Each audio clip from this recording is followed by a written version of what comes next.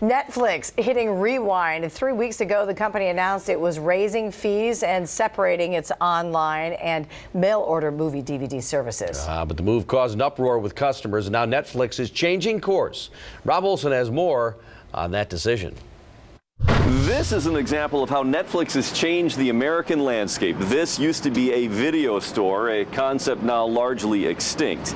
The irony of the whole Netflix debacle the last couple of months seemed like they were trying to avoid being Netflix themselves, move to streaming before someone else could do it and evolve ahead of them.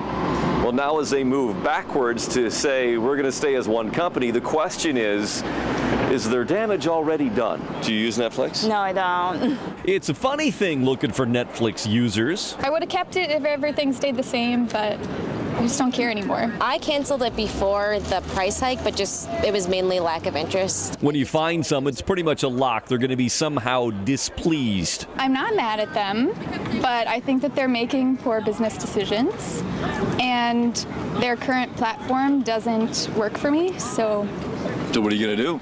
I plan on canceling. Netflix, which pioneered DVDs by mail a decade ago, this summer began charging extra for streaming content.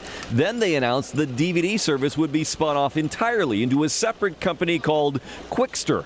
Cancellations and complaints poured in, upset about inconvenience, and Netflix stock dropped some 60%. Well, and you'd think if there were so many unhappy people that they would try to change that, because not one person I've talked to has actually been happy about the price hike. Well, they heard the howls because now this email to subscribers that will stay as one. In other words, Qwikster is dead. Today they announced, yeah, never mind. I got the email, I know. Made me laugh. When we get to the point where there's as much content on the web as there is on DVDs, then by all means. Nobody knows better than Netflix, which was a major factor in the near extinction of video stores, that you need to lead the evolution, not try to follow it, as Blockbuster did.